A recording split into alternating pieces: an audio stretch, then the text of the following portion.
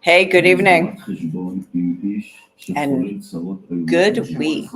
Let's see. I'm going to give it a few seconds for people to come on because I have a lot of information today on this extremely dramatic news day.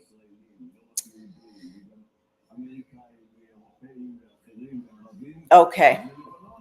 And it's generally quiet here for now. There are kids lurking in the background, but they might stay in the background.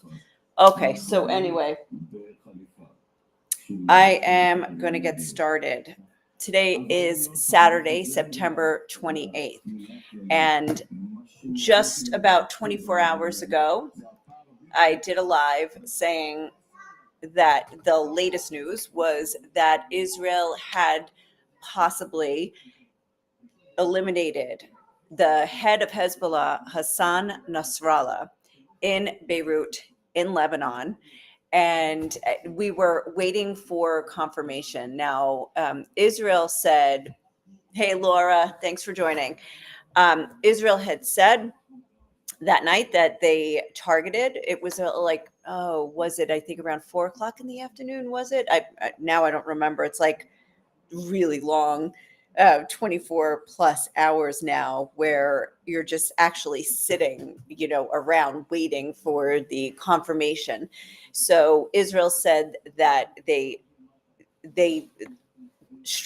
announced that they struck this building. There was actually reports of the type of explosion. Apparently it was this huge bunker buster bomb that created a crater in the ground in the heart of Beirut, which is just this densely packed capital city. But they went after, they said they were going after, this is what Israel said, they were going after Hezbollah command center. And so they did that strike, and then they eventually it came out, because people were wondering, wow, it's such a big explosion, and this is just another in a chain of targeted strikes where they've said, okay, and we went after this guy and we killed him, and then this guy and then we killed him, and all these Hezbollah commanders. And so everybody was wondering who they were after, and a couple hours later they said the target of the strike was Hassan Nasrallah. But that was not official until this morning. And Israel said that they have confirmed that he was killed in the strike. And so that was sometime this morning. But Hezbollah did not have a statement and did not confirm it until later in the afternoon. So until they also confirmed it, we were waiting to see if the Israeli intelligence was correct on that. So anyway, then when something like that happens, and even when it's, even if he hadn't been killed necessarily, the strike was so of a magnitude unknown, in Beirut, that everybody was saying in Israel, okay, so what will the response be? And sure enough, it was a night full of rocket attacks all the way down to central Israel. Concentrated in northern Israel, but also down to northern central Israel, in the West Bank, in Samaria as well. So that continued all night long. And then the news officially came out that he was the target of the strike and that he was killed. So here's what we're going to talk about today. We're going to talk about we got the release of the information, how things have played out today, and also what is going to happen next. Now, I think we got to also back up and say, how did we even get here? And what does it mean? And honestly, spoiler alert, I don't know if I have the full answer to what this means, that they got the head of Hezbollah. And then also, I think one of the most interesting things that I have come across in this is there are so many Arabs rejoicing over the death of Nasrallah. Now, usually when Israel is in a conflict, like let's say with Hamas, you've got, the Hamas supporters and actually they're Palestinian supporters are supporting the Palestinian cause and, Palestinian state and everything is what they're fighting for or protesting for, whatever. But it's so interesting that Hezbollah doesn't, and their fight with Israel doesn't necessarily engender that same antagonism with the protesters against Israel. Now, that's not to say that Hezbollah wasn't a sworn enemy of Israel, and that also has in its mission to eliminate Israel, and also that they are even more directly tied to Iran than Hamas is. So those are some big points. But let's look at some stuff. First of all, how did we get here? I think the important thing we need to go back. This has been going on for 2 weeks now. It started with the what do you call it? The assassination of Hezbollah number 2, Fuad Shukr, which was on a Friday 2 weeks ago, and that was huge in the sense that Israel said right away, "Hey, we struck, and we aimed for Fuad Shukr, and we killed him." And usually Israel doesn't take credit like that so fast and with such clarity, like, yeah, we did it, done. It's, we know we killed him. And Hezbollah took another day to confirm that he was killed. And that was a very targeted strike. And I think it was also in Beirut. And that just set off a series of events where it wasn't just like, okay, we targeted somebody and then we're going to step back, but Israel continued to strike.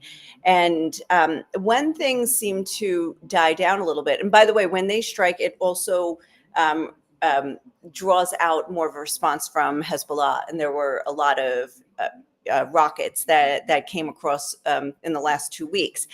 Up until from October 8th until like the end of August, there had been 8,000, little over 8,000 rockets fired. But I would love to know what the number is. It's easily just 1,000 in 1 month alone. I would say easily, probably in a week, it could have gotten up to 1,000 because there were a couple days where they shot 200 at a time. So, but then just as things seemed to, maybe they were going to die down, there was the pagers, the Trojan pagers, the ones that were in the hands of Hezbollah operatives all across Lebanon and Syria that mysteriously just suddenly exploded in their hands all across Lebanon and Syria. And I think the deaths were numbered at 50 and the injuries at 3,000.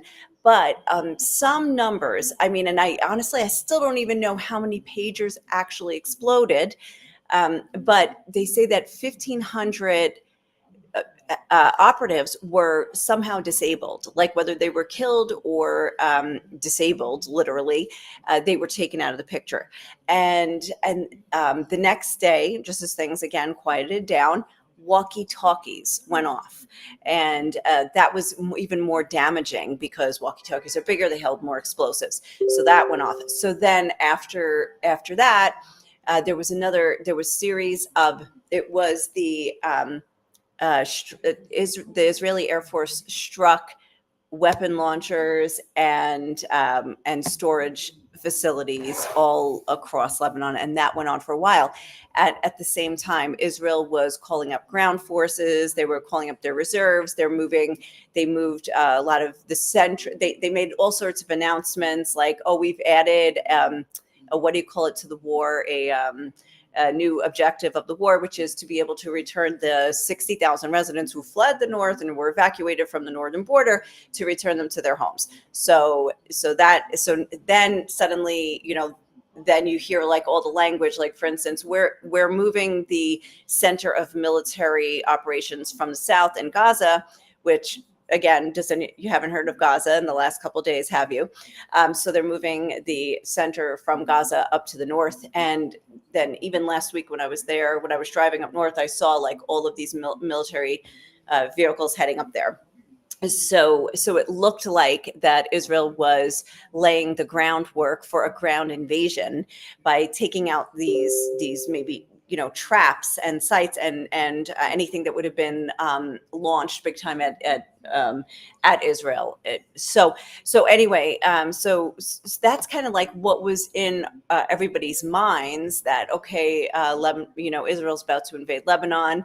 And even though they're at war with Hezbollah, but it's a sovereign country, and Hezbollah is this militarized entity in southern Lebanon, and it's the largest non-state militia apparently in the world. I think they have something like 50,000 fighters.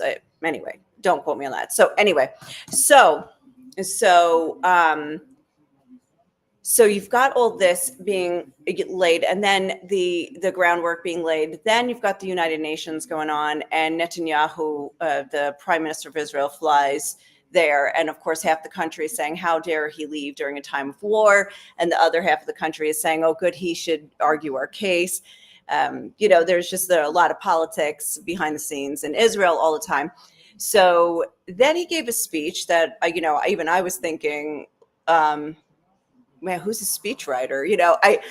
But he said some things that now in retrospect you would look at to say, like, if he knew about this, which now people are saying that he knew, and they're saying it was a ruse. Now, I don't want to get into if this is, misinformation going around in the Israeli media. I don't want to get into it.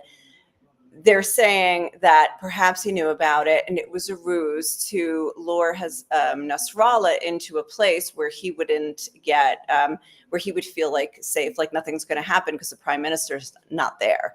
And then he knew about it, approved it. It happened while he was still in the U.S. So I don't know. Anyway, now Netanyahu is back just about an hour before a missile from Yemen, by the way, which didn't make it into Israeli territory. But explain this to me. I'm in Jerusalem. We heard some kind of explosions at the same time that there were the alert, and the alert was like it's like a half hour here further west, actually. And we heard like explosions, like, I don't know whether it was like getting shot down or whatever. So anyway, Yemen, okay, they can, I don't know what's next. What is the objective with Yemen at the moment? I mean, not from them, I know, but like, so since last night, and this attack, it has not let up. Israel has continued. They actually put out warnings in Arabic to anybody in this neighborhood, in these specific buildings, get out. And they took out another couple of buildings. And all day today, they have continued, specifically this neighborhood, Dahia in Beirut. Never heard of it before. Apparently, now that I'm looking into it, I saw something, don't believe in everything you read on the platform formerly known as Twitter, but people saying like you just don't get into Dahia. You need to be a member of Hezbollah. So I think I have that on my screen. And anyway, I'm going to show that in a second. So anyway, so that's where we're at now. So let's see what I have open. I have like 4 million things open. Let's see. Well, that's old news. I have Hezbollah struck Hezbollah. No, Israel says it struck Hezbollah headquarters. Yeah, we got that. That's old news now. By the way, they also said that they killed another higher up there whose name I hadn't heard of. Anyway, I'm not going to locate it now. Okay, so let's see. Now, what I think is very interesting. All right, I'll show you what's happening. Anyway, this is from Israel, from the Home Command, where this is the guidelines saying that what they've changed in light of the in light of these, what do you call it, in light of the expected response. So they have limited gatherings and services for certain areas of the country. And that's so up until now, they have been saying, no changes to the home front command. All like up last night, they said no changes. And everybody, I know a lot of people who went to bed like saying, okay, should we keep the window open? Should we sleep with our shoes on? So anyway, now they have changed it. So there's already been no school from Haifa North. It's been like online learning. Hello, COVID days. And so also they limited gatherings, as you can see, and workplaces are, if you can get to a shelter in time, you can work. If not, don't work. And then you see here in the middle of the country, this, and then also, by the way, it's like the middle of the country and then the Gaza envelope, which are all of the kibbutzim that were attacked on October 7th. So they are allowed to have gatherings up to 1,000 people. So that means it's a little bit safer. So up here, it's only, if you're going to be outdoors, you can only have 10 people in a place, and indoors only 150. So obviously most schools are eliminated. And then of course, all other parts of the country, no restrictions at all whatsoever. So that's where we are at with that. And so far that is that's remained the same. Okay. So let's see now what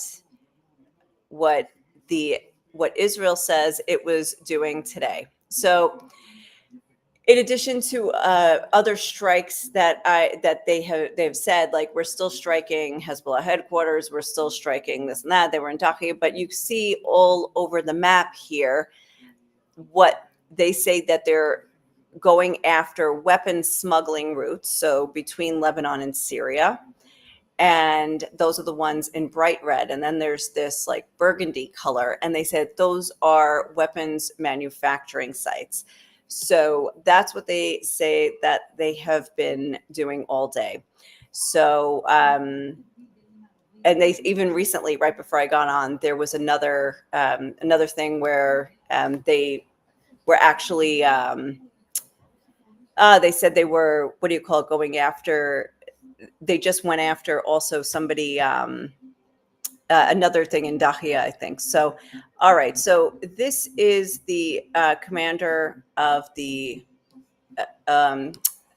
chief of staff, General Herzi Halevi. And סיימתי כעת הערכת מצב ואישור תוכניות בפיקוד הצפון. צפויים לנו ימים מאתגרים. כוחות צה"ל נמצאים במוכנות שיא, בהגנה ו... So what he is saying here is that Israel is expecting, he said, we're expecting some pretty tough days ahead of us, but we are at our peak of, what do you call it, of preparedness. I should actually find the exact translation so I don't have to try to figure this out. Hold on. ובהתקפה בכל הזירות ומוכנים להמשך. אתמול, בסמוך לכניסת השבת, חיסלנו בתקיפה מדויקת את העומד בראש ארגון הטרור חיזבאללה, חסן נסראללה. זה קרה במפקדה תת-קרקעית בלב ביירות, ואיתו בכירים נוספים בארגון. נסראללה הרג אזרחים ישראלים ללא הבחנה. הוא רצה שהמלחמה הזאת תסתיים בהשמדת מדינת ישראל. אנחנו דאגנו שזה לא יקרה. אותו הרגנו, ואנחנו נמשיך להתחזק. חיזבאללה רצח חפים מפשע מכל העולם.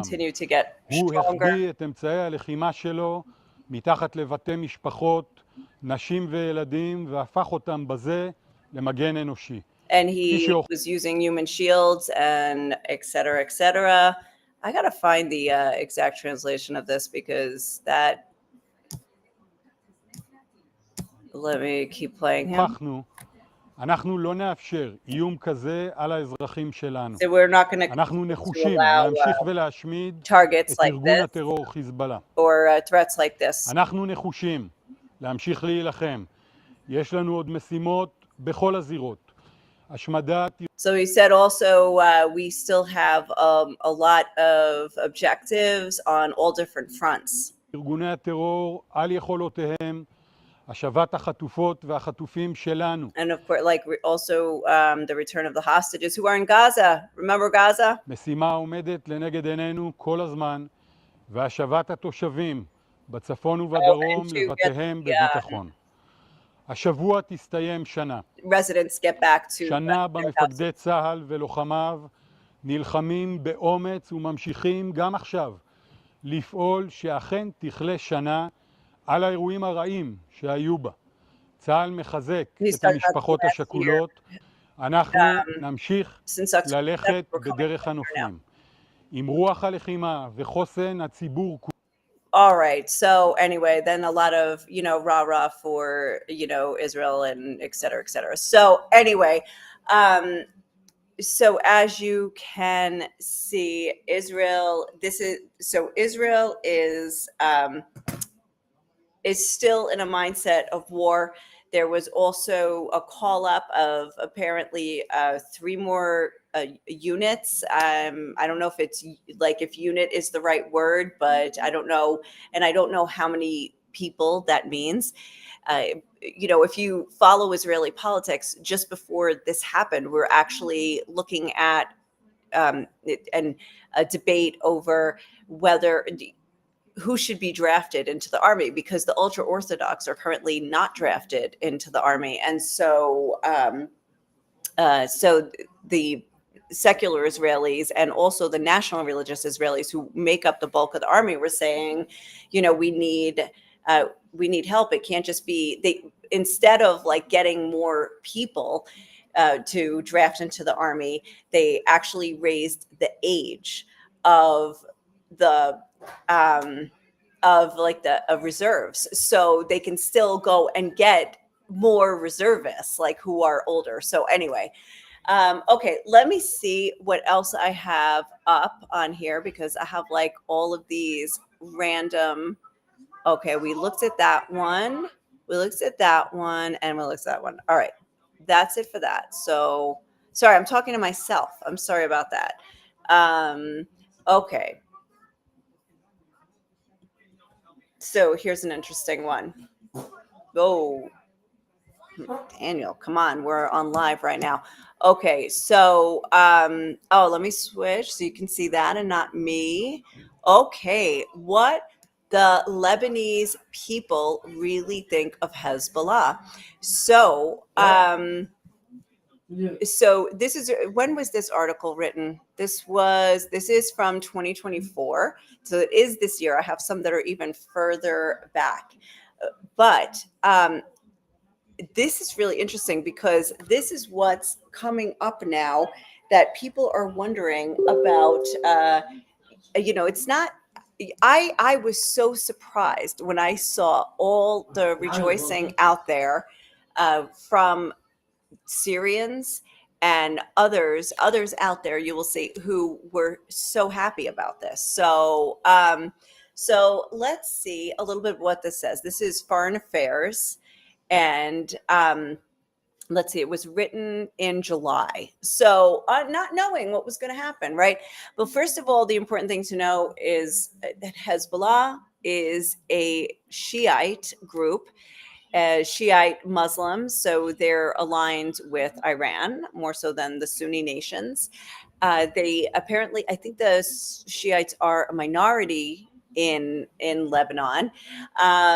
So it's saying that here, since Israel's invasion of Lebanon in 1982, its and occupation of the southern portion of the country, basically there's just been this conflict between Israel and Hezbollah.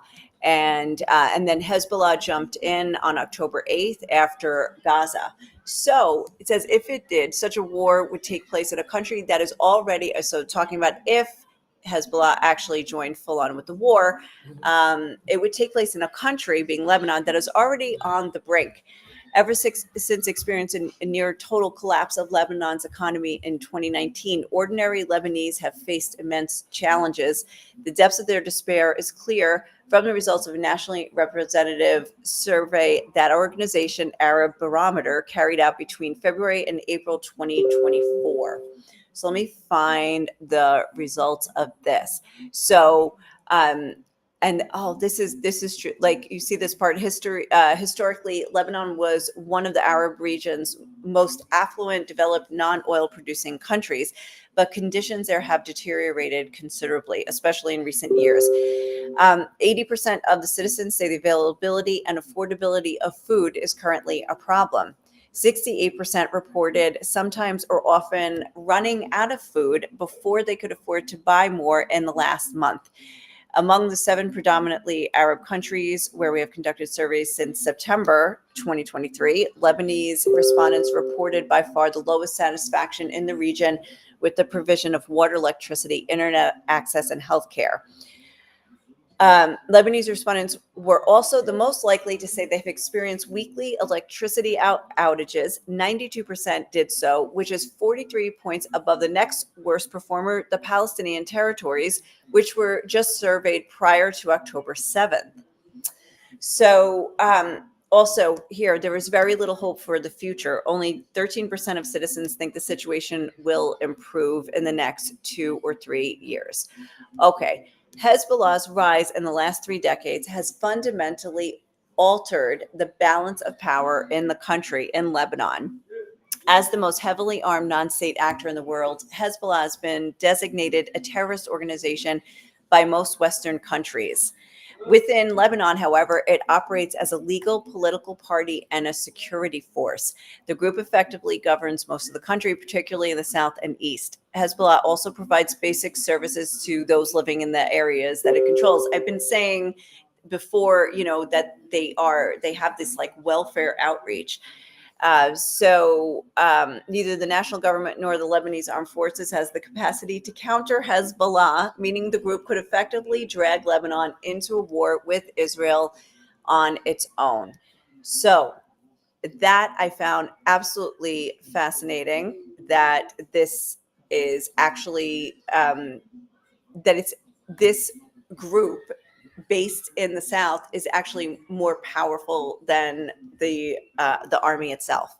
So, but that was crucial to here. Let's see what we can learn from what's happening in the Arab world. So, if you can see this as I go to the platform formerly known as Twitter. Eliminated. This is from the Israeli Air Force. They put it out. Hassan Nasrallah will no longer be able to terrorize the world. And let's see what the Arab world has to say about that, because there were a lot of tweets on that. Let's see. Okay, here's one from, I assume that he or she is Druze. Important information. You can't just be any Lebanese citizen and live in the buildings that were struck. That area is patrolled by Hezbollah, and they give those apartments away to their most hardcore supporters rent-free. You can't even be Lebanese citizen. Here's another comment, and go into that quarter in Dahia. You can't even take your phone out and take pictures in Dahia. All right, but wait, it gets worse. Hold on, there's more. I'm going to get rid of this guy too. Hold on.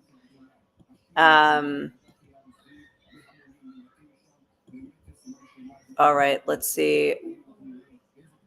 Oh, no, this is not where I wanted to go, but hold on. Let me go to here because, okay, here you go. Are you guys seeing this? Yes. Okay. All right. Who is celebrating the death of Hezbollah's Nasrallah? Iranians, Syrians, other Lebanese, like, not the Hezbollah Lebanese, and Israelis. And this is in Iran, actually, this video right here. All right, here's another one. Sending my heartfelt congratulations on the death of the child killer, Syed Hassan Nasrallah, to our brothers and sisters in Syria. So look at the...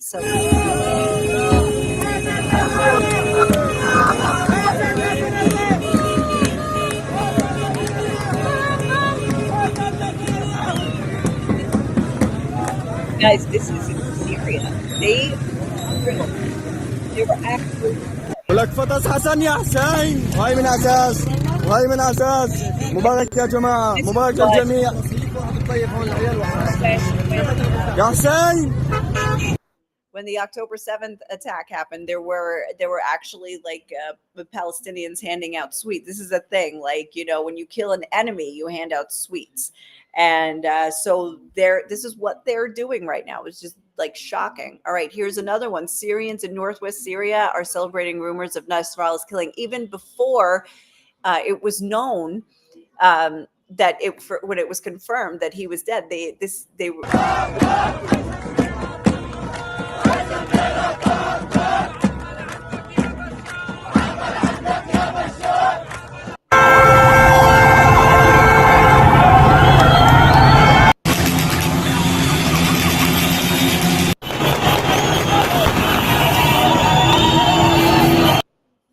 I mean, here Iranians celebrating.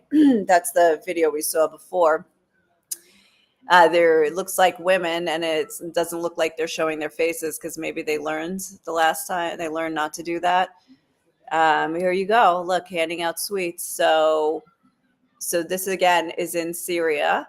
They said the last time we saw free Syrians celebrate like this was after Raisi's helicopter crash. But the reaction to Nasrallah tonight is even more energetic. Raisi, oh look, Raisi celebration on the left, Nasrallah on the right. So I guess this is Raisi.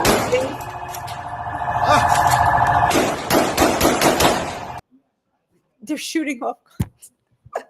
Okay, so Raisi is the late president of Iran who was killed in May. I think it was in May in a helicopter crash. And now, don't you wonder more about that helicopter crash now that you see what Israel has done in the last month or so? So Sana Ibrahimi, I don't know who she is, but I found a lot of the stuff about Nasrallah on her feed actually. So, and then here's another one. My mood now. Israelis, Lebanese, Christians, Syrians, and Iranians celebrating Nasrallah.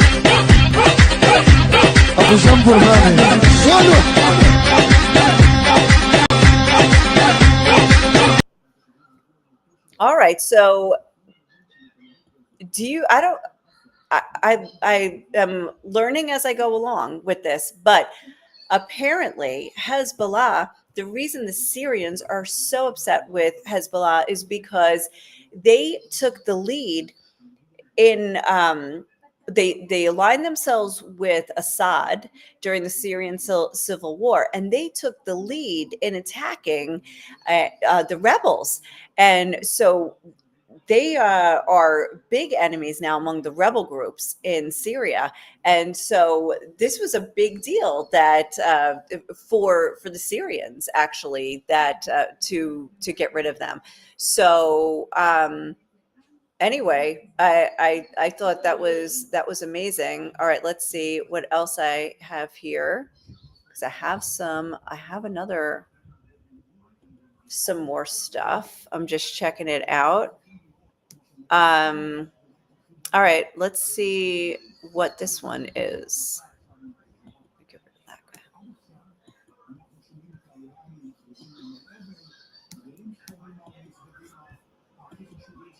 All right, this is the Israeli military put this out. And this is, I think they're going to show you where they attacked and what they believe was under the building. So there it's zooming in on Dahia, Beirut. That's the neighborhood. And those, you see the flashing red dots. Here's the buildings that they targeted. a residential building where precise anti-ship missiles were hidden in the ground floor. So now they're going to give you the rendering that they created and released to the media. This is underneath a residential building.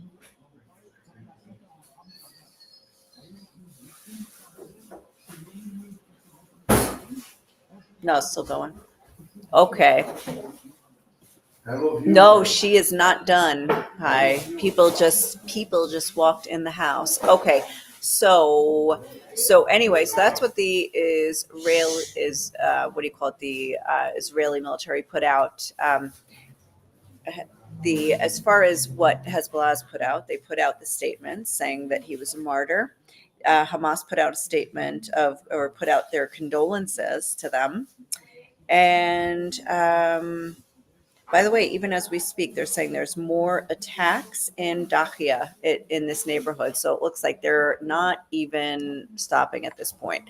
So, by the way, if you are watching on YouTube, you can look up, if you want to know more about Hezbollah. I did a video several months ago when they got involved in the fighting, and you can look that up. And if you're watching on Facebook, I just put a new post on Facebook saying maybe it's time to revisit this. And in the meantime, here I found this very interesting article about the difference between Hezbollah and Hamas. And maybe I should put a link to this for you guys to check out, because, Hamas it invaded Israel on October 7th, and Hezbollah got involved from October 8th, saying that they were doing that in solidarity with Hamas. But this article, this is by The Conversation. They have, and when was it? Let's see. It's always important to check the date. 2023. So it was just after the war started. So Hezbollah didn't really go to war for the Palestinian cause. You have to remember that Hamas is mostly a political entity for a Palestinian state, and so while they are considered a terrorist group by many foreign countries, they're also mainly they're considered also a political party by Palestinians. So Hezbollah, on the other hand, is more associated with Iran and is very much involved with the Islamic Revolutionary Guard Corps in terms of getting their funding and their weapons and everything. Whereas I read some very interesting analysis that perhaps that if Iran is definitely funding Hamas and Islamic Jihad, and also obviously Hezbollah big time, also the Houthis, but that they would just as easily get rid of them or let them destroy each other, especially Hamas and Islamic Jihad, because they don't need them for their ultimate goal. They just use them in the meantime. And I thought that's interesting, especially in light of the fact that, again, nobody's looking at Gaza right now. So let's see if I have, okay, this is old news. Look at this. I mean, anything I found from this morning is already old news. Wait, this is a good one. Let's go to this one. Let me go to one more article, and then I think that's it, because if I don't jump in on the pizza here, it's all going to be all gone. And we got to see what awaits us this evening. All right. This was New York Times, and this is from 2015. And untangling the overlapping conflicts in the Syrian war. So, civil war here, Syria. This is Bashar Assad and the rebel groups. And you see, under Assad, you've got Russia, Iran, and Hezbollah, and local militias.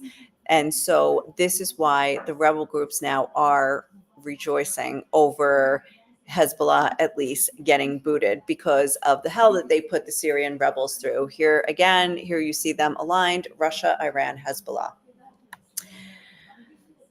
Okay, check out this map. So here's Lebanon, down here, and this is Syria. Also, Syria also shares a border with Israel, and Syria is, oh, I'm sorry I didn't make that bigger when I was referring to it, but Syria also is seriously an Iranian proxy state. There was this one analysis I wrote, this was actually written in, I think it was 2020, just talking about how the Iranian export of its religion and its regime into Syria, where they have control of universities and mosques, and where Iranian pilgrimages went from 20,000 a year to like 500,000 a year. So there is a big focus now, I mean, it's essentially an offshoot or an extension of Iran, right there. So all right. I'm trying to see if I have anything. We talked about Saudi Arabia, but it's so interesting. Will Saudi Arabia announce a new global coalition to establish a Palestinian state? So they just did that recently. It was probably to do with the United Nations. No, it says the Global Alliance for the Implementation of Truth was unveiled in Norway. And then I read somewhere else that that Mohammed bin Salman, who's like the de facto, he's the crown prince, de facto leader, how he said the Palestinian issue is not, he's not interested in a Palestinian state or the Palestinian issue. So I was like, what do you believe? Anyway, so those two things were out there. Okay. So to wrap this up, here are the questions that remain, and as far as what we're going to be looking at. First of all, flights canceled to and from Israel, flights canceled even more so to and from Lebanon, because the airport there is in Beirut, and that's where Israel is not stopping at the moment. By the way, I haven't heard as much international condemnation of Israel for attacking Hezbollah in Lebanon, whereas you did hear it regarding the military activity in Gaza. So I think that's really interesting. Maybe that's like some kind of tacit approval of what they're doing. I heard also the IDF took over the airport communications. Oh, yeah. So there was reports that that the IDF took over airport communications and prevented a plane to land from Iran in Beirut, and told a plane that was going to land from Iran, like, no out, because presumably they're bringing weapons or stuff like that. And by the way, when we said before that Hezbollah is like the most heavily armed non-state militia out there, or non-state actor, and they have, people assume, 150,000 rockets, and presumably have used about 10,000 now. So they have about 140,000, but somebody was saying it does depend on whether or not they have launchers. And I think that might be what Israel is going after right now. So some other questions we still have is, a lot of Israelis are asking, and not just Israelis, because, there is a little bit of euphoria going on. And I don't know if that's just Israel that does it, but the Israeli media is definitely, it errs on the side of euphoria a lot. And they did that when there was a hostage that was rescued, and a week later there were 6 hostages executed. So, or not even a week later, 2 days later. So there's something about that reigning in their euphoria, look how good we are, look how we assassinated this, look how we got this guy out. So people are still asking, okay, so where's Yahya Sinwar? I mean, they targeted and assassinated, which I didn't mention, should have mentioned before, when they assassinated also, not Israel, no claim for this, the head of Hamas in Tehran. He was in Tehran and he was assassinated. Israel doesn't claim responsibility, but everybody claims Israel did it. So they blame Israel. Why can't they get the head of Hamas in Gaza? Why couldn't they notice that you can somehow pinpoint an apartment building in Beirut and, shoot into that floor where that operative is, but you didn't detect 6,000 Hamas heavily armed Hamas terrorists plowing through the border, bulldozing through the fence right in your own backyard. So, and now you can't catch Sinwar, who is right, right here, again, in your backyard, not on foreign soil. And so these are the questions, and you can't get the hostages out, and you can't even make a deal. So with the military, everybody is thrilled and euphoric, and with the intelligence and what they're doing, what's happening. But as far as what's happening in Gaza, for some reason, nothing, which is like you would think on a much simpler level, because you're not dealing with an organization the size of Hamas, and you're not dealing with foreign soil. You're dealing with your own backyard with a low-tech terror group that has been that's been right there and is actually under your military control, because you control the checkpoints and everything. So how is that? So a lot of Israelis are asking this question. In the meantime, even right now, I am sure the hostage families are out there right now and protesting again in Tel Aviv, because that's what usually happens every Saturday night. And I don't think there's any reason that they wouldn't be doing it right now. And since I have 4 million messages, as you probably heard, popping in, just let me check and see if there is anything that you need to know about before I get off. Supreme leader of Iran announced 5 days of mourning throughout Iran. Okay, due to the death of Nasrallah. Let's see what else. The sweets, covered that. Okay. IDF, the Israeli army, says they eliminated a senior terrorist from Hezbollah's intelligence array. All right. Let's see I think that's it. Biden just put out a statement, or maybe put out before, and I'm just seeing it now. So also, Hezbollah wasn't just Israel's problem. Hezbollah, as Biden states here, killed hundreds of Americans over a 4-decade reign of terror.